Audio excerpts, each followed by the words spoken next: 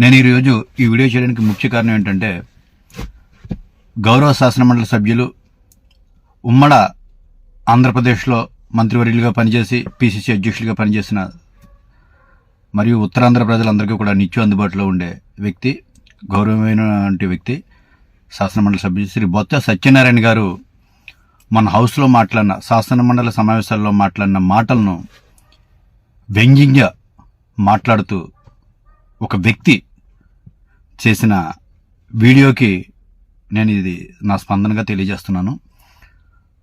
కిర్రా కార్పి అనే ఒక వ్యక్తి, మరి అతను తెలుగుదేశం నాయకుడో తెలియదు, లేదా తెలుగుదేశం కార్యకర్తో తెలియదు, లేదా తెలుగుదేశం అభిమానో తెలియదు, కానీ బొత్స సత్యనారాయణ గారి మీద అతను చేసిన వ్యాఖ్యలు కానీ, అతను చేసిన బాడీ షేమింగ్ కానీ, అంటే బొత్స సత్యనారాయణ గారికి ఎవరికైనా సరే, మనకు కానీ ఆర్పి గారికి కానీ బొత్స సత్యనారాయణ గారికి ఎవరికైనా సరే ఆ భగవంతుడు కొన్ని క్వాలిటీస్ ఇస్తాడు. ఆ ఇచ్చిన క్వాలిటీస్లో మనం ఏది లోటని భావించకుండా మనం ముందుకు వెళ్ళడమే మన గొప్పతనానికి నిదర్శనం. మరి ఈరోజు బొత్స సత్యనారాయణ గారు రాష్ట్ర వ్యాప్తంగా ఎంతమంది అభిమానులు సంపాదించుకున్నారో, ఆయన ఎటువంటి నాయకుడో, ఎటువంటి రాజకీయవేత్తో ప్రజలందరికీ తెలుసు. అలాంటి వ్యక్తిని అంటే నేను ఇక్కడ మాట్లాడకూడదు, కానీ బొత్స సత్యనారాయణ గారు రాజకీయాల్లోకి వచ్చేటప్పటికి కిర్రా కార్పి అనే వ్యక్తి నిక్కర్లు కూడా వేసుకుని ఉన్నాడు.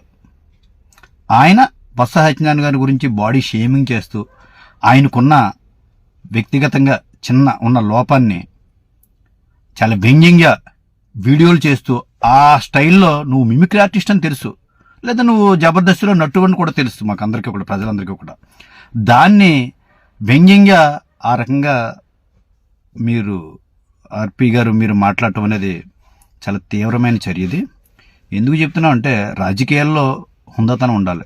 రాజకీయాల్లో చేసుకోవచ్చు, తప్పులేదు. ఈరోజు మీరు అధికార పార్టీలో ఉన్నారు, అధికార పార్టీకి సపోర్ట్గా మీరు చేస్తున్నారు, మీరు రాజకీయ విమర్శలు చేయండి. మరొక విషయం ఏంటంటే, ఆయన హౌస్లో మాట్లాడారు, శాసనమండలి సమావేశాల్లో. హౌస్లో మీ ఎమ్మెల్సీలు ఉన్నారు, మీ మంత్రులు ఉన్నారు, తెలుగుదేశం మంత్రులు ఉన్నారు, తెలుగుదేశం ఎమ్మెల్సీలు ఉన్నారు. అంటే వారికి ఎవ్వరికి సమాధానం చెప్పడం చేతగాక మీరు చెప్పారా? దాన్ని మళ్ళీ రిపీట్ చేస్తున్నారా మీరు? అంటే మీరు మాట్లాడిన విషయాల్లో మాకు అర్థమయ్యేది ఏంటంటే, శాసనమండలిలో ఉన్న మీ మంత్రులు కానీ, మీ శాసనమండలి సభ్యులు కానీ చేతకాని వాళ్ళు కాబట్టే నేను మాట్లాడుతున్నాను అని మీరు చెప్పే విధంగా ఉంది మీరు మాట్లాడిన విధానాలు. ఎందుకంటే శాసనమండలిలో గౌరవ శాసనమండలి సభ్యులు బొత్స సత్యనారాయణ గారు మాట్లాడారు.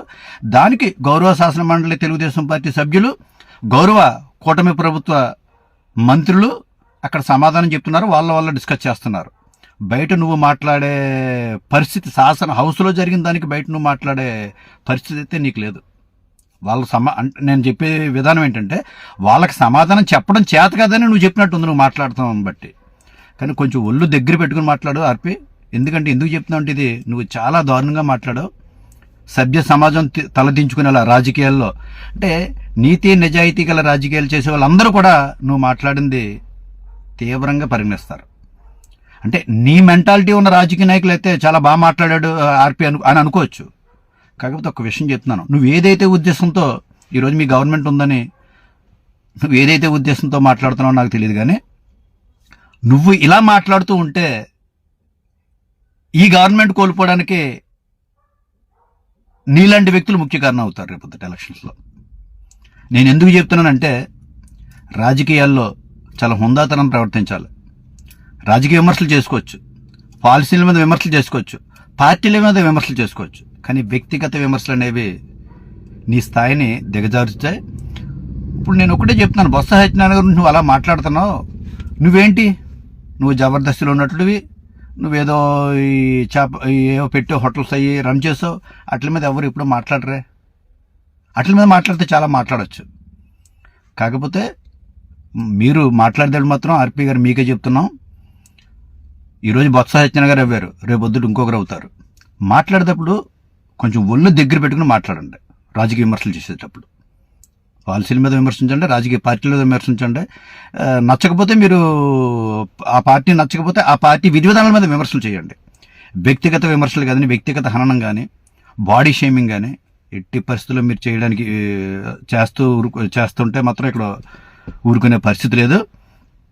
దీన్ని ఇమీడియట్గా మీరు వెనక్కి తీసుకుని బొత్స సత్యనారాయణ గారికి క్షమాపణ చెప్పవలసిందిగా నేను డిమాండ్ చేస్తూ, మరొక్కసారి ఇది రిపీట్ అవుతే మాత్రం పద్ధతిగా ఉండదని తెలియజేసుకుంటూ, ఎందుకంటే నేను ఎందుకు చెప్తున్నానంటే, రాజకీయ పార్టీలు అనేది రాజకీయ పార్టీల మీదే విమర్శలు చేసుకుని మనం పాలసీ మీద విమర్శలు చేసుకుంటే ఏ పార్టీ అధికారంలోకి వచ్చినా, మీ పార్టీ అధికారంలో ఉన్నా, మా పార్టీ అధికారంలో ఉన్నా అంత సక్రమంగా జరుగుతుంది.